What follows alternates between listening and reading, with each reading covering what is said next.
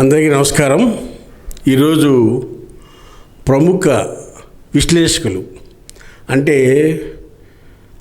నిజ జీవితంలో జరిగే అనేక రకాల కార్యక్రమాల మీద, అనేక రకాల సబ్జెక్టుల మీద, అనేక రకాల విషయాల మీద అవగాహన ఉన్న రాజకీయాలు, సాంకేతిక రంగంలో కానీ, వ్యాపార రంగంలో కానీ, ఆర్థిక రంగంలో కానీ అన్ని రంగాల గురించి కూడా అవపోసన పోసి అనార్గళంగా అంటే ఏ సబ్జెక్ట్ అయినా సరే తను అప్ టు డేట్గా ఉండే వ్యక్తి రామనాథ్ గారు ఈరోజు మన స్టూడియోకి వచ్చారు, మన ముందున్నారు. వారిని ఈరోజు రేపు జరగబోయే అంటే నవంబర్లో జరగబోయే జూబ్లీహిల్స్ బై ఎలక్షన్స్ గురించి మనం ప్రేక్షకుల కోసం విశ్లేషణ చేస్తానికి వారిని పిలవటం జరిగింది. వారు వచ్చారు. Thank you sir, thank you very much. అయితే ఇప్పుడు ముందుగా రేపు రాబోయే జూబ్లీహిల్స్ బై ఎలక్షన్స్లో ప్రధాన పార్టీలు బీఆర్ఎస్, కాంగ్రెస్, బీజేపీ మూడు కూడా గతంలో కంటెస్ట్ చేసి కాంగ్రెస్ పార్టీ ఓడిపోయింది, బీజేపీ పార్టీ ఓడిపోయింది, బీఆర్ఎస్ పార్టీ గెలవటం జరిగింది. బీఆర్ఎస్ పార్టీ గెలిచినా బీఆర్ఎస్ పార్టీ అధికారం రాలేదు. మాగంటి గోపీనాథ్ గారు చనిపోయారు. ఆ చనిపోయిన సీటుకి ఈరోజు ఎలక్షన్ జరుగుతుంది. కాబట్టి ఎవరైతే బాగుంటుంది, ప్రజలు ఎవరి పక్షాన ఉంటారు, ప్రజలు ఎవరికి ఓటేస్తారు అని మీరు నమ్ముతున్నారు, మా ఆడియన్స్ తెలియపరచమని కోరుకుంటున్నాను. Okay sir, thank you. ముందుగా మీరు నా గురించి కాస్త మంచిగా పరిచయం చేసినందుకు థ్యాంక్ యూ. మీరు నన్ను రెగ్యులర్గా ఫాలో అవ్వడం వల్ల అనుకుంటా మీరు కాస్త నా గురించి కొంత ఎక్కువ చెప్పినారేమో. Anyhow thank you sir. So ముఖ్యంగా ఈరోజు జూబ్లీహిల్స్ సంబంధించి ఎన్నిక తీసుకుంటే అంటే గోపీనాథ్ గారు ఇక్కడ వరుసగా 3 సార్లు ప్రాతినిధ్యం వహించడం జరిగింది. అంటే సహజంగా గతంలో మనం 80s ముందు 90s ముందు చూసేవాళ్ళం హ్యాట్రిక్ ఎమ్మెల్యేలు, 5 టైమ్ ఎమ్మెల్యే, 6 టైమ్ ఎమ్మెల్యేస్ అని. కానీ ఈ మధ్యకాలంలో 2014 తర్వాత వరుసగా 3 సార్లు గెలిచినటువంటి నేపథ్యం చాలా తక్కువ చూస్తున్నాం. సో అలాంటి రాజకీయాలలో ఒక విలక్షణ నాయకుడిగా గుర్తింపు తెచ్చుకున్నటువంటి వ్యక్తి, మోర్ ఓవర్ వివాద రహితుడుగా గుర్తింపు తెచ్చుకున్నటువంటి వ్యక్తి. ఆయన యొక్క రాజకీయ ప్రస్థానం తెలుగు యువత ఆంధ్రప్రదేశ్ అధ్యక్షుడుగా, హైదరాబాద్ నగర కార్యదర్శిగా, అధ్యక్షుడుగా చాలా వివిధ హోదాల్లో ఆయన పనిచేసి ఒక గుర్తింపు తెచ్చుకొని విభజన తర్వాత టీడీపీలో గెలిచినప్పటికీ కూడా బీఆర్ఎస్ వైపు వెళ్ళి బీఆర్ఎస్తో కంటిన్యూగా తన రాజకీయ ప్రస్తావనాన్ని కొనసాగిస్తున్నటువంటి క్రమంలో ఆయన అకాల మరణం చెందడం అనారోగ్య రీత్యా. సో ఆ రకంగా ఈరోజు మనం ఉప ఎన్నిక వచ్చింది. అంటే ఇందాక మీరు అన్నట్టుగా గతంలో ఏవైతే ప్రధాన పార్టీలు అక్కడ పోటీలో ఉన్నాయో ఇప్పుడు కూడా అదే పార్టీలు ప్రధాన పార్టీలుగా పోటీలో నిలవడం కనపడుతుంది. కాకపోతే ఏంటంటే ఆ రోజు ఉన్నటువంటి ఈక్వేషన్స్కు ఈరోజు ఉన్నటువంటి పొలిటికల్ డయాస్ కానీ డైనమిక్స్ కానీ మారిపోయాయి. సో ఆ రోజు గతంలో 10 ఏళ్ళు వరుసగా బీఆర్ఎస్ పార్టీ అధికారంలో ఉండడం వల్ల ఆయనకు కొంత అడ్వాంటేజెస్ అనేది మనం భావించాలి. అంటే సహజంగా బీఆర్ఎస్ పార్టీ ఆ రోజు టీడీపీ ఓట్ బ్యాంక్ను చాలా మైగ్రేట్ చేసిందని మనం గత ఎన్నికల్లో స్టాటిస్టిక్స్ చెప్తున్నాయి. సో ఈరోజు ముఖ్యంగా తీసుకుంటే ఆ గతంలో తెలుగుదేశం నుంచి ఎదిగినటువంటి రేవంత్ రెడ్డి గారు ఈరోజు ఇక్కడ చీఫ్ మినిస్టర్గా ఉండడం, ఆయనకు కూడా జూబ్లీహిల్స్ నియోజకవర్గంలో చాలా పరిచయాలు ఉండడం, మోర్ ఓవర్ ఆయన ముఖ్యమంత్రి చేపట్టిన తర్వాత వస్తున్న రెండో ఉప ఎన్నిక కావడం వల్ల వాళ్ళకు కూడా ఈ ఉప ఎన్నిక చాలా ఛాలెంజింగ్గా కనపడుతుంది. కాబట్టి చాలా క్లిష్టంగానే ఉంది. అంటే మన గ్రౌండ్ రియాలిటీలోకి వెళ్ళాలంటే ఇంకా మనం బీఆర్ఎస్ వైపు మాగంటి ఫ్యామిలీ నుంచి ఉంటారనేది మనకు కన్ఫర్మేషన్ ఉంది. అటు కాంగ్రెస్ నుంచి ఏంటంటే అనేక రకాల పేర్లు వినపడుతున్నాయి. అంటే మోర్ ఓవర్ ఇక్కడ ఒకసారి అభ్యర్థి ఫైనలైజ్ అయితే కూడా మనం ఇంకా బాగా విశ్లేషించవచ్చు.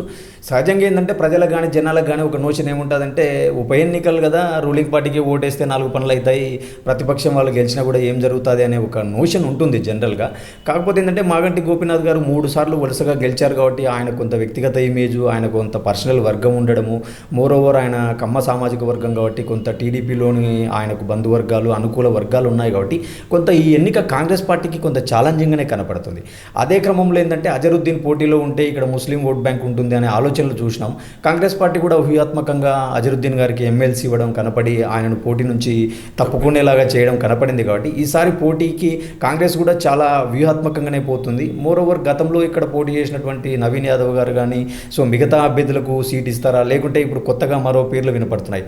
అంటే మాజీ మేయర్గా పనిచేసినటువంటి వ్యక్తి కావచ్చు, తర్వాత అంజన్ కుమార్ యాదవ్ గారు కావచ్చు, తర్వాత కంజర్ల విజయలక్ష్మి గారు కావచ్చు, తర్వాత భవానీ ప్రసాద్ గారు కావచ్చు, ఇంకా వాటితో పాటు కాంగ్రెస్ పార్టీ చాలామంది కార్పొరేషన్ చైర్మన్లు, మంత్రులు అంటే మన పొన్నం ప్రభాకర్ కావచ్చు, వివేక్ గారు కావచ్చు, చాలామందికి ఇన్ఛార్జీలుగా ఇచ్చి వాళ్ళు ఇంకా నోటిఫికేషన్ రాలేదు. కాబట్టి కొంత డెవలప్మెంట్ వర్క్స్ ఎక్కడ చూసినా కూడా మీరు కూడా చూస్తున్నారు. మనం ఎక్కడ వాకింగ్లో పోయినా ఏదో ఒక ప్లేస్లో సిమెంట్ రోడ్డు కనపడుతుంది, మనకు ట్రాఫిక్ కూడా ఇబ్బందులు చాలా కనపడుతున్నాయి. అంటే ఎలక్షన్స్ను ఈ కాంగ్రెస్ పార్టీ కొంత బాగా ఉపయోగించుకుంటుంది, గ్రౌండ్లో ప్రజలకు కూడా కొంత పనులు చేస్తుంది. కాబట్టి సో ఎలా ఉండబోతుంది అనేది ఇంకా కొన్ని రోజులు ఉంటే మనకు తెలిసేటువంటి అవకాశం ఉంటుంది. అభ్యర్థి ఎవరైతే మనం ఇంకా బాగా విశ్లేషించవచ్చు అనేది నా భావన. అయితే ఇక్కడ ఒక విషయం ఉంది సార్, బీఆర్ఎస్కి సింపతి ఓట్ బ్యాంక్ ఉందనేది ప్రజల్లో ఉన్న వాదన, పార్టీ వాదన కూడా, బీఆర్ఎస్ పార్టీ వాదన కూడా. మాగంటి గోపీనాథ్ 3 సార్లు పనిచేశారు ఇక్కడ, ఆయన చనిపోయాడు, ఆయన భార్య సీట్ ఇచ్చామనేది ఆల్మోస్ట్ 90% సీట్ డిక్లేర్ అయిపోయింది బీఆర్ఎస్ పార్టీది. కాంగ్రెస్ పార్టీ కూడా 1-2 అభ్యర్థులు, ప్రధానమైన అభ్యర్థులు ఇద్దరు రంగంలోకి వచ్చారు, వాళ్ళు తిరుగుతున్నారు, వాళ్ళు కూడా ప్రచారం మొదలెట్టారు. ఒక పక్క నవీన్ యాదవ్ కానీ మహిళలకు ఇస్తే ఎలా ఉంటుందనే దాని మీద విజయలక్ష్మి గారి పేరుని పార్టీ అధిష్టానం కూడా పరిశీలిస్తున్నట్టు మనకు అందుతున్న సమాచారం. అదేవిధంగా బీఆర్ఎస్, కాంగ్రెస్ మహిళలకు ఇస్తే బీజేపీ కూడా మహిళలకు ఇద్దామని చెప్పి బండారు దత్తాత్రేయ గారి కుమార్తెని శ్రావణిని రంగంలో దించే అవకాశాలు ఉంటాయి. ఈ 3 పేర్లు ఉంటే ఎలా ఉంటుందనేది మీ అభిప్రాయం? ఖచ్చితంగా ఏంటంటే ముగ్గురు మహిళలు ఉంటే మీరు అన్నట్టుగా కొంత ఎమోషన్ వర్కౌట్ అయ్యేటువంటి ఛాన్సెస్ సహజంగా ఉంటాయి. ఎందుకంటే 3 సార్లు పనిచేసినాడు, ఆయన భార్య ప్రజల్లోకి వచ్చింది. సో ఖచ్చితంగా ఆయనకు సహజ సిద్ధంగా ఆయనకి ఇంకా 3 ఏళ్ళు పాలించే అవకాశం ఉండగానే మధ్యలో చనిపోయాడు కాబట్టి ఆ ఫ్యాక్టర్ కొంత పనిచేస్తే మాత్రం బీఆర్ఎస్ పార్టీకి కొంత అనుకూలతలు ఉండొచ్చు. ఈ మధ్యనే బీఆర్ఎస్ పార్టీ కూడా ఒక సర్వే రిలీజ్ చేయడం జరిగింది. దాదాపుగా మాకే 60% ప్రజలు మా వైపే ఉన్నారు, కాంగ్రెస్కు కేవలం 27 or 30% కాంగ్రెస్ వైపు ఉన్నారు అన్నట్టుగా ఏదో కొన్ని సర్వేస్ కూడా వస్తున్నాయి. అంటే కాకపోతే నేనేమంటే అదే ఈ పాలిటిక్స్ అనేది డైనమిక్స్ కాబట్టి వన్స్ ఈక్వేషన్స్ ఫైనలైజ్ అయినప్పుడు అక్కడ ఉన్నటువంటి గ్రౌండ్ లెవెల్లో ఉన్న ఈక్వేషన్స్ కూడా చాలా మారిపోతాయి. ఇక్కడ ఏమైపోయిందంటే ఒకప్పుడు మాగంటి గోపీనాథ్, పీజేఆర్ విభిన్న వర్గాలుగా ఉండేవాళ్ళు. ఈరోజు పీజేఆర్ కుటుంబంలోని తన కొడుకైనటువంటి విష్ణు కూడా ఈరోజు బీఆర్ఎస్లో ఉండడం, అంటే నేను కూడా కేటీఆర్ గారితోనే ఉంటాను, కేటీఆర్ అన్నకు ఇప్పుడు ప్రమోషన్ వస్తే నాకు కూడా అప్పుడే ప్రమోషన్ వస్తుందని చెప్పి ఆయన ఒక బహిరంగంగా స్టేట్మెంట్ ఇవ్వడం కనపడింది. అంటే ఇక్కడ చూడాల్సింది ఏంటంటే 2 బలమైన వర్గాలు ఇక్కడ ఒకటైనాయి. అంటే అటు మాస్ ఇమేజ్ ఉన్నటువంటి పీజేఆర్ తనయుడు, అటు గోపీనాథ్ ఒకప్పుడు ఇద్దరు వ్యతిరేక వర్గాలుగా ఉన్నటువంటి వాళ్ళు ఇప్పుడు ఒకటే అవ్వడం వల్ల ఎంతో కొంత వాళ్ళకు కొంత అడిషనల్ బెనిఫిట్ ఉంటుంది. కాకపోతే ఇక్కడ చూడాల్సినటువంటి విషయం ఏంటంటే ఈరోజు కాంగ్రెస్ పార్టీ కూడా చాలా గొప్పగా చెప్పుకుంటుంది. అంటే మేము రైతులకు రుణమాఫీ ఇచ్చినామని కానీ, సంక్షేమ పథకాల విషయంలో కానీ, ఇందిరమ్మ ఇండ్ల విషయాల్లో కానీ, ఈరోజు హైదరాబాద్లో చాలా డ్రైనేజీ చాలా సమస్యలను కానీ హైడ్రా ద్వారా మేము చాలా మంచి చేస్తున్నామని చెప్పి రోజు రేవంత్ రెడ్డి కానీ ఆయన మంత్రివర్గ సహచరులు ప్రచారాలు చేసుకుంటూ కాలనీలలో రేషన్ కార్డ్స్ అవ్వచ్చు, లేదా ఎవరికైతే పేదవాళ్ళకు అవసరాలు ఉన్నాయో వాటిని తీరుస్తూ, అలాగే కాలనీలలో సంఘాల ద్వారా రోడ్లు వేస్తూ కొంత చేయడం వల్ల వాళ్ళు కూడా ఓట్స్ పోలరైజేషన్, మొబిలైజేషన్ జరుగుతూ ఉంది. ఇక్కడ నేనేమంటానంటే రేపు టీడీపీ కూడా ఇప్పుడు కూటమి అభ్యర్థి ఉంటారా లేదా అనేది కూడా ఒక చర్చ. మీరు ఇందాక ఏంటంటే కేవలం 3 పార్టీల గురించే చెప్పారు. అంటే ఈరోజు కూటమి కూడా చెప్పలేం, ఎందుకంటే ఇక్కడ పవన్ కళ్యాణ్ అటు టీడీపీ తెలుగుదేశం తరపున కూడా వాళ్ళు కూటమిలో ఉన్నారు. సో వాళ్ళు కూడా ఇప్పుడు అభ్యర్థిని పెడతారా, లేకపోతే వాళ్ళ అభ్యర్థిని పెట్టకుంటే ఎలా ఉంటుంది? ఒకవేళ వాళ్ళ అభ్యర్థిని పెడితే మాత్రం ఖచ్చితంగా ఈక్వేషన్స్ డిఫరెంట్ ఉంటాయి. ఇప్పుడు మీరన్నట్టుగా ముగ్గురిని తీసుకుంటే మాత్రం కొంత సెంటిమెంట్ వర్కౌట్ అయితే మాత్రం గోపీనాథ్ గారి వైఫ్కి కొంత అడ్వాంటేజ్ ఉంటుంది అని చెప్పొచ్చు. ఎందుకంటే ఇప్పుడు కాంగ్రెస్లో మహిళ ఎవరు అనేది చాలామందికి అంత ఫెమిలియర్ కాకపోవచ్చు. మోర్ ఓవర్ బండారు దత్తాత్రేయ గారి కూతురు శ్రావణి అంటున్నారు కాబట్టి సరే ఆయనకు లెగసీ ఉంది, ఆయన ఇక్కడ ఎంపీగా పనిచేసినారు కాబట్టి వాళ్ళకు ఫ్యామిలీ లెగసీ ఖచ్చితంగా పనిచేస్తుంది ఎంతో కొంత. కానీ నేనేమంటానంటే బీజేపీ పార్టీకి గతంలో పోల్చుకుంటే ఓట్లు చాలా డిఫరెన్స్ ఉన్నాయి. వాళ్ళు 3వ స్థానంలో గతంలో నిలబడడం జరిగింది కాబట్టి 42,000 ఓట్లు వచ్చినాయి కాబట్టి గతంలో కూడా వాళ్ళు 3వ స్థానమే వాళ్ళకు పరిమితం చేశారు ప్రజలు. కాబట్టి బీజేపీకి అంత ఛాన్స్ ఉండదు అనేది నా భావన. ఇక్కడ tough fight between only BRS and Congress అనేది కనపడుతుంది. అయితే ఇక్కడ కాంగ్రెస్ పార్టీ అధికారంలోకి వచ్చి సుమారు 18 నెలలు దాటిపోయింది. ఈ 18 కాలంలో ఇచ్చిన ప్రామిసులు నిలబెట్టలేదు. ప్రధానంగా గల్లీల్లోకి వెళ్ళినప్పుడు కానీ లేకపోతే వార్డుల్లో తిరిగినప్పుడు కానీ మాకున్న సమాచారం ఏంటంటే ఫెన్షన్ ఏదైతే ఉందో 2,000 రూపాయలు ఇస్తున్న ఫెన్షన్ని 4,000 చేయలేదని, అర్బన్ ఏరియాలో ఎలక్షన్ కాబట్టి అర్బన్ ఏరియాలో ఇందిరమ్మ ఇళ్ళు ఇవ్వలేదని, ఈ ఇళ్ళు మీద ఫెన్షన్ మీద మహిళలు ఎక్కువగా మాట్లాడుతూ ఉన్నారు. దాని గురించి మీరేమంటారు? ఖచ్చితంగా సంక్షేమ పథకాలు ఇచ్చేటువంటి ప్రాసెస్లో అర్బన్ ఏరియాకు రూరల్ ఏరియా ఖచ్చితంగా మీకు డిఫరెన్స్ ఉంటుంది. ఎందుకంటే రూరల్ ఏరియాలో ఇల్లు ఇవ్వడం అనేది కొంత చాలా ఈజీ ప్రాసెస్ ఉంటుంది. అర్బన్ ప్రాంతాల్లో ఇల్లు అలొకేట్ చేయాలంటే ముందు ల్యాండ్ ఫైండ్ అవుట్ చేయాలంటేనే ప్రభుత్వాలకు చాలా టైం పడుతుంది. కాబట్టి ఆ విషయంలో కొన్ని ఇబ్బందులు ఉండొచ్చు ప్రభుత్వాలకు. మీరు ఇందాక అన్నట్టు ఏంటంటే ఇప్పుడు కొత్తగా కవిత గారి పేరు కూడా వినపడుతుంది కొంత రాజకీయాల్లో. అంటే బీఆర్ఎస్ పార్టీకి కొంత ఫ్యామిలీ స్ప్లిట్ అయింది కాబట్టి వాళ్ళకి ఇది కొంత సెట్ బ్యాక్ అవుతుందా లేకుంటే అడ్వాంటేజ్ అవుతుందా అనే అంశాలు కూడా రేపు కీ ఫ్యాక్టర్గా ఉండబోతుంది అనేది నా భావన. వేరే సంక్షేమ పథకాలు, ఈ అభివృద్ధి పథకాల పరంగా చూసుకుంటే ఒక రకంగా ఏంటంటే ఆయన చనిపోయి కూడా ఆయన నియోజకవర్గ ప్రజలకు మంచి చేస్తున్నట్టుగా అనిపిస్తుంది నాకు. ఎందుకంటే సరే ఎన్నికల్లో గెలుపోవటంలో ఎవరు గెలుస్తారా ఎవరు ఓడిపోతారా అనేది సహజం. ఈరోజు ఆయన చనిపోయి కూడా ఈ నియోజకవర్గంలోని ప్రజలకు ఎన్నో అభివృద్ధి ఫలాలు ఎన్నో పథకాలను ప్రభుత్వ యంత్రాంగాన్ని అంతా వీధులలోకి తెచ్చినట్టు అయిపోయింది. అంటే సహజంగా ఎన్నికలు మనం తెలంగాణలో ఉప ఎన్నికలు అంటే ఎలా చూసామంటే గతంలో ఎమోషన్ పరంగా చూసినాం. అంటే వాళ్ళంతకు వాళ్ళు ఒక నిర్ణయం తీసుకొని ఉప ఎన్నికలకు పోవడం, ఒక వాదం కోసం ఉప ఎన్నికలకు పోవడంతో వచ్చిన ఉప ఎన్నికలు వేరు, ఒక సహజ మరణం ద్వారా వచ్చిన ఉప ఎన్నికలు వేరు. అంటే ఇది అనుకుంటే జరిగింది కాదు. సో న్యాచురల్ ప్రాసెస్లో వచ్చింది కాబట్టి కొంత సింపతి ఫ్యాక్టర్ వర్కౌట్ అయితే మాత్రం కాంగ్రెస్కు కొంత గడ్డు కాలమే అనేది నా భావన. అంటే మీరు ఇందాక అన్నట్టుగా 18 నెలలు అవుతున్నా కూడా ఇంకా కొన్ని పనులు ఎక్కడ వేసిన గుంగలే అక్కడనే ఉన్నాయి అనేటువంటిది కూడా కొన్ని వర్గాల నుంచి మనకు వినపడుతుంది. కాబట్టి let us wait and watch అన్నట్టు. అంటే రేవంత్ రెడ్డి మంత్రివర్గం కానీ రేవంత్ రెడ్డి కానీ ఈ మధ్యన నేను వార్తల్లో చూడడం ఏంటంటే దానం నాగేందర్ గారు కూడా నేను కూడా పోటీలో ఉంటానని వార్తలు వచ్చినాయి, కానీ నేను పోటీలో ఉండట్లేదని ఆయన ఖండించడం, క్లియర్గా స్టేట్మెంట్ ఇవ్వడం కనపడింది. రేవంత్ రెడ్డి గారు కూడా ఏంటంటే డే టు డే ఎవ్రీడే నాకు మానిటరింగ్ ఉండాలా, ఈ జూబ్లీహిల్స్ ఎన్నిక నా టేబుల్ మీద సమాచారం ఉండాలా అని చెప్పడం. అంటే కాంగ్రెస్ పార్టీ కూడా చాలా సీరియస్గా తీసుకుంది. మీరు ఇందాక అన్నట్టుగా మనం 18 నెలలు ఒక మంచి అంటే 1.5 year పరిపాలన అందించిన తర్వాత ప్రజలు ఎలా ఆలోచిస్తున్నారు, మన పట్ల ప్రజలకు ఎలాంటి అభిప్రాయాలు ఉన్నాయనే ఒక అసెస్మెంట్ ఉంది. కాబట్టి సో కాంగ్రెస్ కూడా చాలా ఛాలెంజింగ్ ఫ్యాక్టర్. కాబట్టి నేనేమంటానంటే రేవంత్ రెడ్డికి జూబ్లీహిల్స్లో ఉన్న పరిచయాలు, గతంలో ఆయన టీడీపీలో ఉన్న పరిచయాల వల్ల ఇప్పుడు టీడీపీ కనుక పార్టీ అభ్యర్థి పెట్టకపోతే, ఆల్రెడీ మనం గోపీనాథ్ గారి మరణం సందర్భంలో మన బీఆర్ఎస్ అధ్యక్షుడు కేటీఆర్ కూడా మాట్లాడుతూ లోకేష్ను ఏదో కాల్ చేశారు, టీడీపీ తరఫున మీరు అభ్యర్థిని పెట్టకండి అని అడిగారని కూడా మనం విన్నాం యాక్చువల్గా. సో అవన్నీ మెటీరియలైజ్ మనకున్న సమాచారం కూడా ఇక్కడ ఈ ఎలక్షన్స్ బై ఎలక్షన్లో కూటమి అనేది ఉండదనేది మనకున్న సమాచారం. ఇండివిజువల్గానే బీజేపీ, కాంగ్రెస్, బీఆర్ఎస్ 3 ట్రయాంగిల్ ఫైటే ఉంటుంది. మీరు ఎంఐఎం కూడా అధికార పార్టీ అని కాంగ్రెస్కి సపోర్ట్ చేస్తారనేది మనకున్న సమాచారం. ఓకే, అంటే మీరు అన్నట్టు ఏంటంటే ఇప్పుడు సరే బీజేపీ అనేది ఇక్కడ కూడా కూటమిలో పార్టీ కాబట్టి టీడీపీ కూడా ఈసారికి బీజేపీకే మద్దతు ఇస్తున్నట్టుగా మనం భావించాల్సి ఉంటుంది. సరే ఆ రకంగా చూసినప్పుడు ఖచ్చితంగా ఎంతో కొంత వీళ్ళకి అడ్వాంటేజ్గానే చూడొచ్చు మనం. అంటే ఎవరికి అడ్వాంటేజ్ కూడా వచ్చి కొంత కాంగ్రెస్కి అడ్వాంటేజ్గానే చూడాల్సి ఉంటుంది ఈ ఈక్వేషన్ వర్కౌట్ అయితే. ఎందుకంటే సహజంగానే టీడీపీలో ఎక్కువ మంది కొంత రేవంత్కు అట్రాక్ట్గా ఉంటారు, రేవంత్ను అభిమానిస్తారు అనేది ఒక నోషన్ ఉంది ప్రజల్లో కానీ జనరల్ సర్కిల్. వాస్తవం. ఆ నోషన్ను బట్టి చూసుకున్నప్పుడు కొంత ఆ ఓట్ బ్యాంక్ అడ్వాంటేజ్ అవుతుంది, ఆ ఓట్ బ్యాంక్ మైగ్రేట్ అవుతుంది రేవంత్ వర్గానికి అన్నప్పుడు కొంత కాంగ్రెస్కు హెడ్జ్ ఎక్కువ అవకాశాలు ఉంటాయి. అయితే ఇప్పుడు ఇక్కడ జనరల్గా బై ఎలక్షన్ జరిగినప్పుడు అధికార పార్టీకి ఎడ్జ్ ఉంటుంది అనే సందర్భం కొన్నిసార్లు మనకు రిజల్ట్ చూపించినాయి. అయితే కొన్ని సందర్భాల్లో సింపతి వర్కౌట్ అయ్యి ఫ్యామిలీ నుంచి నుంచున్న వాళ్ళే చనిపోయిన ఫ్యామిలీ నుంచి గెలిచిన సందర్భాలు కూడా ఉన్నాయి. అయితే ప్రధానంగా బీఆర్ఎస్, కాంగ్రెస్ మధ్యన పోటీ ఉంటుందని మీ అభిప్రాయం. అయితే ఇప్పుడు నవీన్ యాదవ్ వర్సెస్ బీఆర్ఎస్ తరఫున సునీత, మాగంటి గోపీనాథ్ గారి మిసెస్, వీళ్ళిద్దరి మధ్యన ప్రధానమైన పోటీ ఉంటుందనేది చెప్పినట్టుగా మీరు చెప్పింది మాకు అర్థమవుతా ఉంది. అయితే ఇప్పుడు కాంగ్రెస్ మీద కొన్ని అపవాదాలు ఉన్నాయి ఇక్కడ. అయితే రోడ్లు వేస్తున్నారు, డ్రైన్స్ చేస్తున్నారు, ఇవన్నీ బాగుంది, కానీ సంక్షేమ పథకాల్లో పెన్షన్ లేదు, ఇంధనం ఇల్లు లేదు అనేది మేజర్గా ఉన్న బస్తీలో కానీ ప్రజలు కానీ ఎవరైతే ఉన్నారో ఈ వైట్ కార్డు హోల్డర్స్ అడుగుతూ ఉన్నారు. దానికి మీరే సమాధానం చెప్తారు?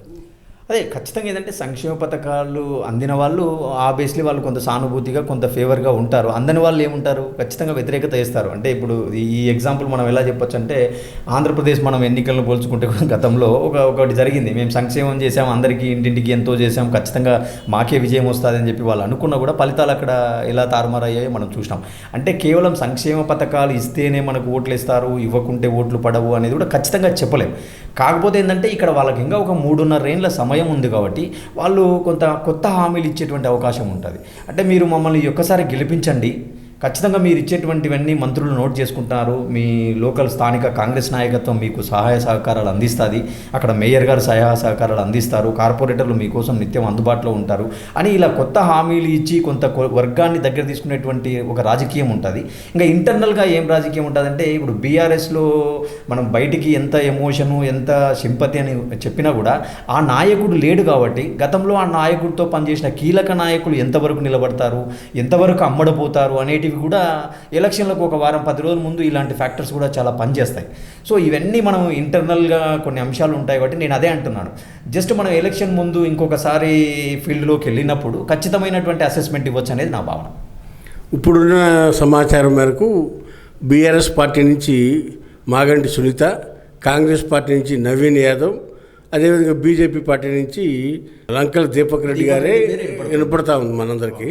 అయితే మరి ఈ బీజేపీ పార్టీని 3వ ప్లేస్కి లోనే ఉంటుందనేది కూడా ప్రధానంగా వినపడుతుంది. కారణం ఏంటిది, ఈ ఎలక్షన్ ద్వారా రాష్ట్ర రాజకీయాలే మారవు కాబట్టి అటు ఎవరు గెలిచినా, కాంగ్రెస్ గెలిచినా ఒరిగేది ఏం లేదు, బీజేపీ గెలిచినా ఒరిగేది. అయితే కాంగ్రెస్ పార్టీ కనుక గెలుపు దక్కితే కాంగ్రెస్ పరిపాలనకి, రేవంత్ పరిపాలనకి ఒక రెఫరెండంగా భావించే అవకాశం ఉంటుందంటారా?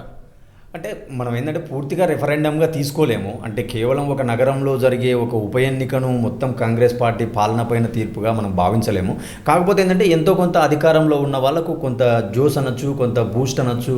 అంటే మమ్మల్ని ప్రజలు విశ్వసించారు, మేము చేసినటువంటి పరిపాలన, మేము ఇచ్చే పథకాలకు కొంత ఆమోదం దక్కింది అనేది వాళ్ళకు కొంత ప్లస్ అవ్వచ్చు. అంతే తప్ప కంప్లీట్గా మనం ఒక్క నియోజకవర్గాన్ని బేస్ చేసుకొని రాష్ట్రంలో ఉన్న 119 నియోజకవర్గాలలో వాళ్ళకి అనుకూలంగా ఉంది అని చెప్పలేము. ఎందుకంటే ఈరోజు యూరియా సమస్యలు చూస్తున్నాం, ఇంకా ఇందిరమ్మ ఇల్లు కూడా చాలా అనేక సమస్యలు చూస్తున్నాం. అంటే ఇందిరమ్మ ఇల్లు ప్రతి సోమవారం బిల్లులు ఇస్తామని చెప్తున్నారు. అలాగనే గతంలో టీఆర్ఎస్లో ఉన్నప్పుడు వాళ్ళు ఒక జీవో తీసుకురావడం జరిగింది. అంటే మీకు జాగా ఉంటే మీరు ఇల్లు కట్టుకోవచ్చు, మేము డబ్బులు ఇస్తాం అన్నట్టుగా వాళ్ళు ప్రకటించారు. ఈరోజు ఏమైపోయిందంటే మేము ఆ జీవోను మేము ఇంప్లిమెంట్ చేయము, ఇప్పుడు కొత్తగా మా ప్రభుత్వంలో శాంక్షన్ అయినటువంటి వాళ్ళకి ఇందిరమ్మ ఇల్లు ఇస్తామన్నట్టుగా ఏదో కొన్ని క్వైరీలు పడుతున్నట్టుగా మనకు కనపడుతున్నాయి. కాబట్టి ఒక్క ఎన్నికను బేస్ చేసుకొని రాష్ట్రం అంతా మనం చెప్పలేమనేది నా భావన. అయితే ఇక్కడ ఒక అంశాన్ని ప్రధానంగా తీసుకోవాలి. 18 నెలల నాడు జరిగిన అసెంబ్లీ ఎన్నికల్లో బీఆర్ఎస్ పార్టీకి 36% వరకు ఓటు శాతం వచ్చింది. తర్వాత జరిగిన పార్లమెంట్ ఎలక్షన్లో అది 16% పడిపోయింది. బీఆర్ఎస్ పార్టీ మీద తీవ్రమైన వ్యతిరేకత వచ్చింది రూరల్ ఏరియాలో. అర్బన్ ఏరియాలో సీట్లన్నీ కూడా ఒక సీటు మినహాయించి రంగారెడ్డి, హైదరాబాద్ జిల్లాల్లో మొత్తం అన్ని సీట్లు 27 సీట్లు, 25 సీట్లు ఎంఐఎం, బీఆర్ఎస్ గెలిచినాయి. ఇకపోతే ఒకే ఒక సీటు కాంగ్రెస్ పార్టీ గెలిచింది. ఇప్పుడు మరి ఆ బీఆర్ఎస్ పార్టీ ఫ్యామిలీ డ్యామేజ్ ఏదైతే కేసీఆర్, కేటీఆర్, కవిత వాళ్ళ డిస్టర్బెన్స్లు, హరీష్ రావు యొక్క డిస్టర్బెన్స్లు అవన్నీ కూడా ఓటర్ల మీద కానీ ప్రజల మీద కానీ పడి ఈ సింపతి కూడా మైనస్ అయ్యే పరిస్థితి ఉంది అనేది ఒక కాంగ్రెస్ వాళ్ళ వాదన. దాన్ని మీరేమంటారు? అంటే ఖచ్చితంగా మనం సహజంగా మనం అనుకుంటాం ఐకమత్యమే మహాబలం అనుకుంటాము. సో ఆ ఐకమత్యమే మహాబలం అనే ఒక స్టాండర్డ్ ప్రిన్సిపల్ ఎవరి విషయంలో అయినా అప్లై అవుతుంది. అంటే ఇన్ని రోజులు కేటీఆర్, కవిత, కేసీఆర్, హరీష్ రావు అందరూ ఏకదాటిగా ఎవరైతే కాంగ్రెస్ మీద యుద్ధం చేశారో ఈరోజు వాళ్ళే బయటికి వచ్చి వాళ్ళ కుటుంబంలో సభ్యులను పైన ఆరోపణలు చేస్తున్నప్పుడు అది ఆటోమేటిక్గా కాంగ్రెస్ పార్టీకి ఒక అస్త్రం అవుతుంది. అంటే ఇన్ని రోజులు మీరు ఇంట్లోనే ఉండి అన్నీ పంచుకున్నారు, ఏదో పంపకాలలో మీకు తేడా వచ్చింది కాబట్టి ఈరోజు కవిత బయటకు వచ్చింది. అంటే మీరు ఇన్ని రోజులు మేము చెప్పినటువంటి ఆరోపణలు, మేము చేసినటువంటి ఏవైతే మీ పైన ఉన్నాయో అవన్నీ ఈరోజు కవిత చెప్తుంది కదా. సో అంటే మేము చేసిన ఆరోపణలన్నీ నిజమే అని చెప్పుకోవడానికి వాళ్ళకు ఒక ఆధారం ఈరోజు కవిత రూపంలో వాళ్ళకు ఒక అస్త్రంగా దొరికింది.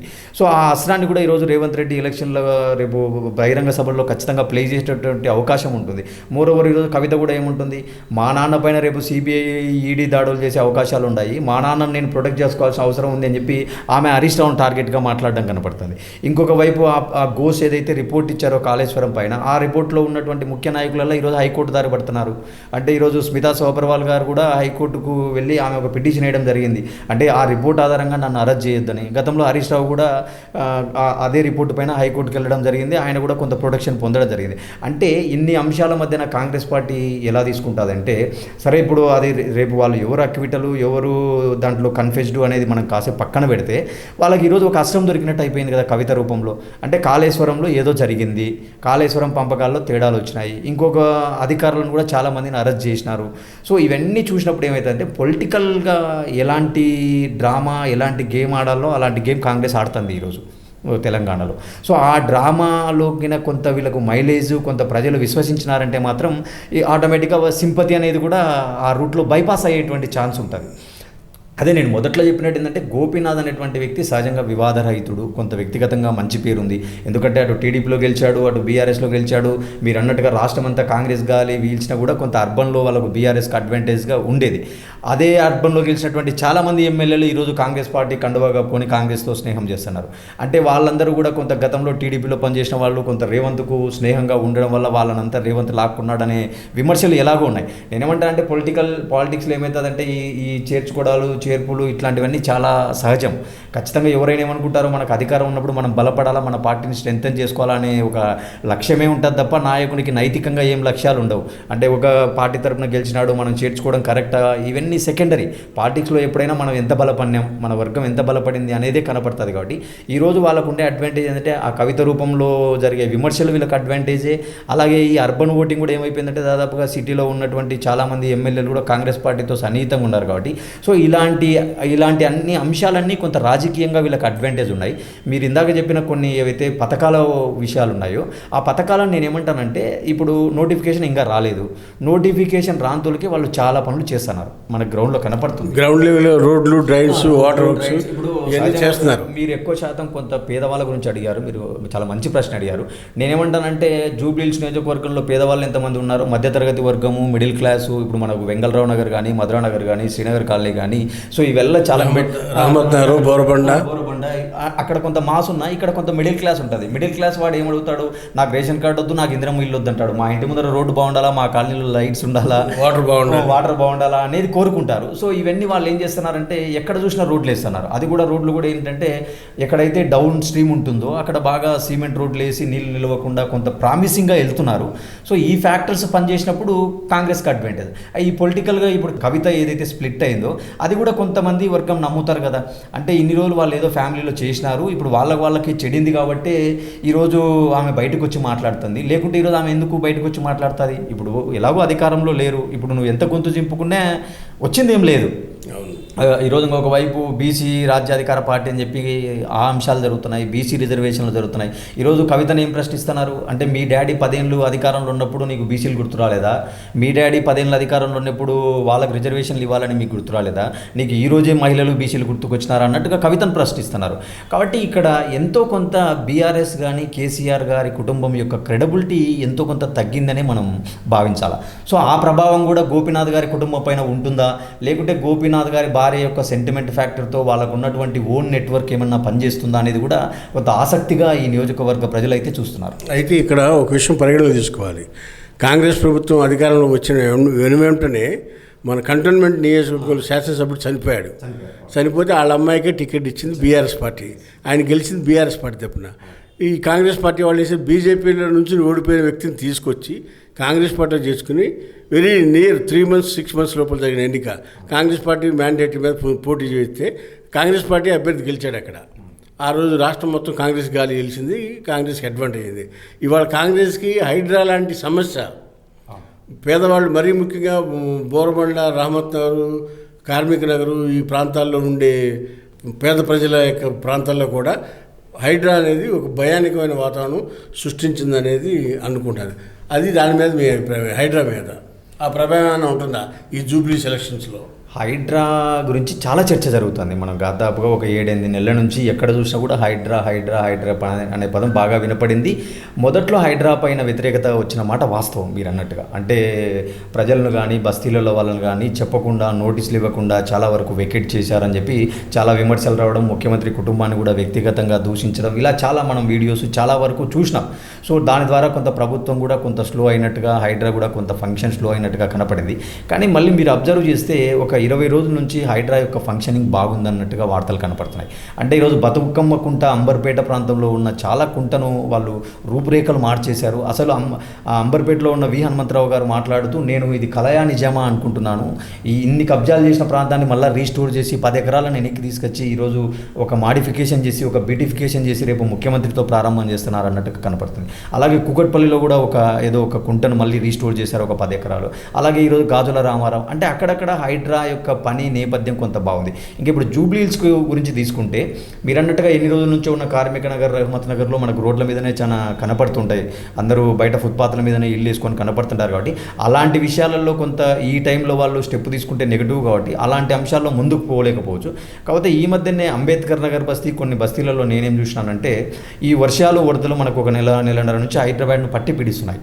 సో ఈ క్రమంలో హైడ్రా ఏం చేసిందంటే దాదాపుగా ఒక 100-150 ట్రిప్పర్ లారీలను పెట్టి మొత్తం నాలా వారాలలో ఒకేసారి క్లీన్ చేయించడం వల్ల వాళ్ళకి ఈ వర్షాకాలంలో వాళ్ళ ఇళ్ళలోకి నీళ్ళు రావడం లేదనేది కూడా ఒక 4-5 బస్తీలలో కొంత కనపడింది. అంటే నేనేమంటా అంటే హైడ్రా అనేది కూడా ఏం పైనుంచి ఊడిపడలేదు కదా, అది కూడా ఒక వ్యవస్థ, అది కూడా ఒక ఈ మధ్యనే ఫంక్షన్ స్టార్ట్ చేసింది. కాబట్టి ఏదో ఆల్ ఆఫ్ సడన్ 5-6 నెలల్లోనే దానివల్ల మనకు ఏదో మంచి జరుగుతుందని కానీ చెడ్డ జరుగుతుందని కానీ అనుకోలేము. ఒక వ్యవస్థ స్టార్ట్ చేసినప్పుడు కొన్ని బాలారిష్టాలు ఉంటాయి, కొన్ని ఇబ్బందులు ఉంటాయి. సో దాన్ని ఓవర్కమ్ చేసుకుంటా నిదానంగా పోయినప్పుడే మనకు ఎంతో కొంత ఈ కబ్జాలను ఇవన్నీ మనం అరికట్టచ్చు. ఈరోజు హైదరాబాద్ నగరం ఎంత కాదనుకున్నా మీరు 40 ఏళ్ళ నుంచి ఈ నగరంలో ఉన్నారు, నేను 20-25 ఏళ్ళ నుంచి ఈ నగరంలో ఉన్నాను. ఈ నగర అభివృద్ధిలో అందరికీ భాగస్వామ్యం ఎలా అయితే ఉందో ఈ నగర అభివృద్ధిలో కబ్జాలలో కానీ కబ్జాలను నిరోధించడంలో కూడా పాలకుల లోపం ఎంతో కొంత ఉంది. సో అలాంటి వాటిని అరికట్టాలంటే ఎంతో కొంత కొత్త వ్యవస్థలు కొత్త విధానాలు రావాలి. కాబట్టి ఆ రూపంలో వచ్చినటువంటి ఒక విధానంగా మనం హైడ్రాను చూడాలి తప్ప ఈరోజు హైడ్రాను మొత్తం పూచిగా చూపించి పేదలను ఇబ్బంది పెడుతున్నారు అనేటువంటి యాంగిల్ కూడా కొన్ని వర్గాలు హర్షించడం లేదు. కాకపోతే వాళ్ళు ఏం చెప్తున్నారంటే ముందు మీరు పేదలను టచ్ చేయొద్దు, ఒకవేళ ఇల్లులు కట్టుకున్నా కూడా వాళ్ళకు కూడా ప్రభుత్వ అనుమతులతోనే ఇల్లు కట్టుకుంటారు కదా, మీరు సరైన టైం ఇవ్వండి, నోటీసులు ఇవ్వండి. సడన్గా మీరు పోయి ఇల్లు ఖాళీ చేయమంటే ఎవడు ఖాళీ చేస్తాడు? 40 లక్షలు 50 లక్షలు పెట్టి మనం వెచ్చించి అపార్ట్మెంట్లు కొనుక్కుంటాం. సో అలాంటి విషయాల్లో కొంత ప్రజల్లో వ్యతిరేకత వచ్చింది. కాబట్టి ప్రభుత్వం కూడా ముందు ఎక్కడైతే కబ్జాలకు గురైనాయో, ఎక్కడైతే అంటే ఇల్లు కట్టుకోకుండా కేవలం గుడిసెలతో ఇట్లాంటివి ఎక్కడ వేసుకున్నారో అలాంటి వాళ్ళకు వేరే ప్లేస్ చూపిస్తా రీస్టోర్ చేస్తున్నారు. ఏమైనా నెక్స్ట్ ఫేజ్లో ఏమన్నా వెళ్తారా, లేకపోతే ఎందుకు వచ్చిన బాధలే ఉన్న కాడికి చేద్దాము?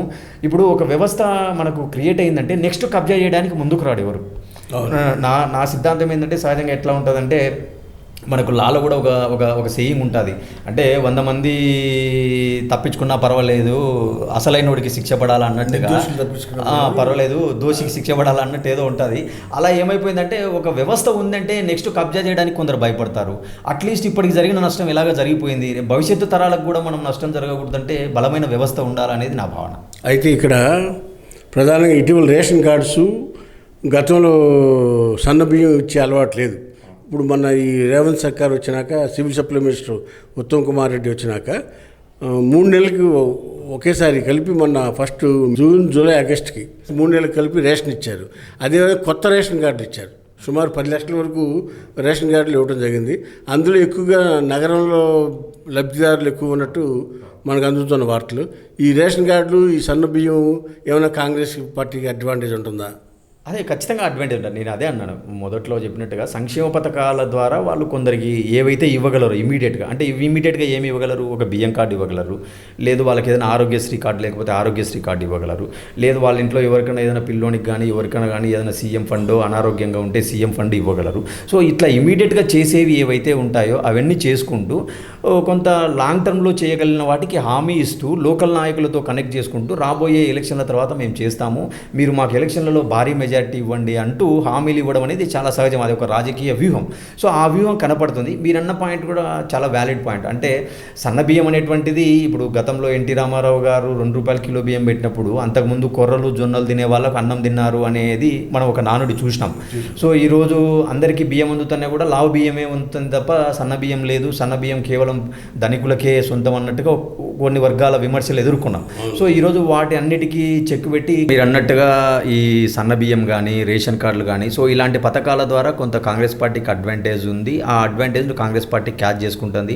అలాగే దళితులలో కీలక నేత అయినటువంటి వివేక్ గారికి, బీసీలలో కీలక నేత అయిన పొన్నం ప్రభాకర్ గారికి, సో ఇలాంటి ముఖ్య ఓసీలో కమ్మ సామాజిక వర్గం నుంచి తుమ్మల నాగేశ్వరరావు గారికి, ఇట్లా అంటే ఏ వర్గానికి ఆ నేతలకు వాళ్ళు బాధ్యతలు ఇస్తూ ఆ వర్గాన్ని కొలాబరేట్ చేసుకునేటువంటి ఒక వాతావరణం కనపడుతుంది. కాబట్టి నేనేమంటానంటే రాజకీయ పరంగా కొంత పొలిటికల్ అడ్వాంటేజ్ కాంగ్రెస్ పార్టీకి కనపడుతున్నాయి. కొంత ఎమోషన్ ఫ్యాక్టరు 3 సంవత్సరాలు వరుసగా హ్యాట్రిక్గా గెలిచినటువంటి ఎమ్మెల్యే కాబట్టి ఆయనకంటూ కొంత ఓన్ ఇమేజ్ ఉంది. సరే ఈసారికి మనం ఆయన భార్యను చూద్దాం, ఆయన కుటుంబానికి ఓట్ బ్యాంక్ ఉంది. మోరోవర్ అసెంబ్లీలో కేటీఆర్ గారు నేను సంతాప తీర్మానం ప్రవేశపెట్టిన రోజు కూడా నేను మాట్లాడడం చూశాను. అంటే అటు సీఎం మాట్లాడడం, శ్రీధర్ బాబు గారు మాట్లాడడం, తర్వాత కేటీఆర్ గారు మాట్లాడడం చూస్తే నాకు కూడా అంటే నేను కూడా జూబ్లీ హిల్స్ దాదాపు మనం శ్రీనగర్ కాలంలో 10 ఏళ్ళ నుంచి ఉంటున్నాం. ఆయన ఒక 2-3 సార్లు కలిసినాం మన స్నేహితుల ద్వారా. అంటే నేను కూడా ఏమనుకున్నా అంటే ఆయన కమ్మ సామాజిక వర్గం చాలా రిచ్ ఫ్యామిలీ, చాలా పెద్ద ఫ్యామిలీ అయి ఉండొచ్చు అనుకున్నాం. కానీ ఆ రోజు సభలో కేటీఆర్ మాట్లాడుతూ ఆయన చాలా సింపుల్, చాలా చిన్న ఇంట్లో ఉన్నాడు, లివింగ్ స్టైల్ కూడా చాలా సింపుల్గా ఉంది, ఆయన పిల్లలు కూడా ఎవరు సెటిల్ కాలేదు అన్నట్టుగా సభలో ఆ రోజు సంతాప తీర్మానం రోజు మాట్లాడడం చూస్తే అంటే ఆయన కొంత ప్రజలకు ఓరియంటెడ్గానే పనిచేసినాడు, ప్రజానాయకుడిగానే పనిచేసినట్టుగా కనపడుతుంది తప్ప ఏదో నేను పవర్లో ఉన్నాను, నేను దోచుకోవాలా, నేను సంపాదించాలా అనేటువంటిది పెద్దగా కనపడలేదనేది నా భావన. అంటే అక్కడ మాటలలో నాకు అర్థమైంది. అంటే అటు ప్రతిపక్షమే కాకుండా అధికార పక్షంలోని శ్రీధర్ బాబు లాంటి వాళ్ళు కూడా ఆయనతో బాగా మాట్లాడడం చూస్తే అంటే చాలా ప్రిన్సిపల్ బేస్డ్గా ఒక నడిచిన నేతగా మనం చూడాలి. సో ఇన్ని ఫ్యాక్టర్స్ మధ్యన నేను కూడా అందరి వ్యూవర్స్ లాగానే ఎదురు చూస్తున్నాడు. అంటే ప్రజల ఆలోచన విధానము ఎమోషన్ వైపు ఉంటుందా, లేకుంటే అధికార పార్టీకి వేస్తే మనకు కొంత పథకాలు వస్తాయి, కొంత సంక్షేమం జరుగుతుంది అనే వైపు ఉంటుందా. ఒక్కొక్కసారి ఏంటంటే ఎమోషన్స్ కూడా ప్రతి ఎన్నికలో ప్లే చేయవు. ఏదో ఒక ఎన్నిక వరకు కొంత సమయం వరకు ఎమోషన్ ప్లే చేస్తారు తప్ప ఆ ఎమోషన్ ఎక్కువ రోజులు ప్రొలాంగ్ అయ్యేటువంటి అవకాశాలు ఉండదు. ఇప్పుడు చనిపోయిన తర్వాత ఒక వారం 10 రోజులలో ప్రజల్లో ఉండేటువంటి ఒక భావోద్వేగం వేరు, 5-6 నెలల తర్వాత ఉండేటువంటి భావోద్వేగం వేరు. కాబట్టి సో ఈ జూబ్లీ హిల్స్లో ఇది ఒక మిక్స్డ్ నియోజకవర్గం. అంటే ఇక్కడ రిచ్ పీపుల్ ఉంటారు, లో పీపుల్ ఉంటారు, మిడిల్ క్లాస్ ఉంటారు. కాబట్టి ఏ వర్గాలు ఎవరిని ఎంచుకుంటారు, అంతేకాకుండా సెటిలర్స్ ఉన్నారు, మైగ్రేషన్స్ ఉన్నారు, స్థానికులు ఉన్నారు. సో ఇంతమంది మధ్యన ఛాలెంజింగ్గానే కనపడుతుంది. కాకపోతే ఏంటంటే రాజకీయంగా కొంత కాంగ్రెస్ పార్టీకి అడ్వాంటేజ్ ఉంది, వేరేజ్ ఎమోషనల్ పాయింట్ ఆఫ్ వ్యూలో గోపీనాథ్ గారి ఫ్యామిలీకి అడ్వాంటేజ్ ఉంది అనేది నా భావన. కాకపోతే కాంగ్రెస్ పార్టీ అభ్యర్థి సెలెక్షన్ విషయంలో మాత్రం ఏమైనా కొంత తప్పిదాలు జరిగితే మాత్రం బీఆర్ఎస్కే ఛాన్స్ ఉంటుంది. అంటే మనం ఇప్పుడు ఏమనుకుంటున్నాం, నవీన్ యాదవ్ గారు ఉంటారా, లేకపోతే కనుక మాజీ మేయర్ బొంతు రామ్మోహన్ గారు ఉంటారా, అంజన్ కుమార్ యాదవ్ గారు ఉంటారా అనే పేర్లు వినపడుతున్నాయి. అంటే ఇప్పుడు అంజన్ కుమార్ యాదవ్ ఇక్కడ ఎంపీగా పనిచేసినారు, బొంతు రామ్మోహన్ గతంలో మేయర్గా పనిచేసినాడు. కానీ స్థానికంగా కొంత నవీన్ యాదవ్ గారికి ఇక్కడ గతంలో పోటీ చేసి ఓడిపోయిన నేపథ్యం ఉంది కాబట్టి ఓడిపోవడం జరిగింది. అది కూడా ఒకసారి మార్జిన్తో ఓడిపోవడం కనపడింది. సో ఆ వ్యక్తికి ఇచ్చినప్పుడు కొంత టైట్ ఫైట్ ఉండొచ్చు. మిగతా వ్యక్తులకు ఇస్తే ఏమవుతుందంటే ఆ వ్యక్తి సహకరిస్తాడా లేదా అనేది, అదే నేను అన్నాను, ఎలక్షన్లో 5 రోజుల ముందు ఇంటర్నల్ పాలిటిక్స్ ఎలా ఉంటుంది అనేది మనకు తెలియదు. సో ఆ వ్యక్తి సహకరించడా అనేటువంటి అంశాల మీద ఆధారపడి ఉంటుంది అనేది నా భావన. అయితే ఇక్కడ మెయిన్ ప్రధానంగా ఈరోజు మన చర్చ వ్యక్తుల మీద కాకుండా రాజకీయ పార్టీల మీదే జరుగుతూ ఉంది. ఐదర్ కాంగ్రెస్, బీఆర్ఎస్, బీజేపీ వ్యక్తులు డిసైడ్ కావాలా. బీఆర్ఎస్ పక్షాన్ని డిసైడ్ అయిపోయినా కాంగ్రెస్ ప్రధాన పార్టీ అని కాంగ్రెస్ కానీ బీజేపీ పార్టీల పక్కన డిసైడ్ కాలేదు. కాబట్టి ఈరోజు మన ఇంటర్వ్యూలో పార్టీల మీద, పార్టీలు కూడా అడ్వాంటేజ్లు ఏంటి, అవి ఏ పార్టీకి ఎలా అడ్వాంటేజ్ ఉంది, ఏ పార్టీకి ఎలా మైనస్ ఉన్నాయి. ఇటు పక్క చూస్తే కాంగ్రెస్ పార్టీకి బస్తీల్లో హైడ్రా వ్యవస్థ మీద భయం ఉంది ప్రజల్లో. రెండోది ఏరాజు ఫంక్షన్లో లేదనేది ఒక భయం ఉంది. అదేవిధంగా కాంగ్రెస్ పార్టీకి అడ్వాంటేజ్ ఏంటంటే రాష్ట్రంలో అధికారంలో ఉండటం వలన వాళ్ళు ఈ జూబ్లీ హిల్స్ ఉప ఎన్నిక ప్రాంతంలో సిమెంట్ రోడ్లు, డ్రైన్లు, పైప్ లైన్లు మరామతులు చేయటము, రోడ్లు వేయటము, ఈ అన్ని పనులు కూడా అభివృద్ధి కార్యక్రమాలు పరుగు పెట్టిస్తూ ఉన్నారు అధికార పార్టీ. మరి అదేవిధంగా బీఆర్ఎస్ పార్టీ పోతే మాగంటి గోపీనాథ్ గారు 3 సార్లు ఎమ్మెల్యే చేయటం, ఈ ప్రాంతంలో ప్రజలకు ఎంతో మేలు చేయటం, అదేవిధంగా వారు చనిపోవటం, వారి భార్యకి బీఆర్ఎస్ పార్టీ టికెట్ ఇవ్వటం, ఆనవాయితీగా వస్తున్న టికెట్ ఆవిడకి ఇవ్వటం. ఎక్కడైనా జనరల్గా చనిపోయినప్పుడు ఆ కుటుంబ సభ్యులకి ఇస్తారు, అదే ఆనవాయితీని బీఆర్ఎస్ పార్టీ పండిస్తారు. కాంగ్రెస్ దేమో అభివృద్ధి మంత్రం, బీఆర్ఎస్ దేమో సానుభూతి మంత్రంలాగా ఈ ఎలక్షన్ చూడొచ్చు అనేది మన రామనాథ్ గారు చెప్పేదాన్ని బట్టి మనకు అర్థమవుతా ఉంది. వేసి చూద్దాం, అసలు క్యాండిడేట్లు డిసైడ్ అయినాక మరొకసారి కలుస్తామని మనం చేస్తాము. Thank you very much. Hi friends, మా ఫ్యూచర్ టుడే ఛానల్ చూస్తున్నందుకు చాలా థ్యాంక్స్. మరిన్ని లేటెస్ట్ వీడియోస్ కోసం వెంటనే సబ్స్క్రైబ్ చేయండి. అలాగే ఈ బెల్ని కూడా రింగ్ చేసేయండి. మా లేటెస్ట్ వీడియోస్ నోటిఫికేషన్స్ అన్నీ మీ మొబైల్లో వస్తాయి. మా వీడియోస్ మీకు నచ్చితే లైక్ చేయండి, షేర్ చేయండి, నచ్చకపోతే కామెంట్ చేయండి.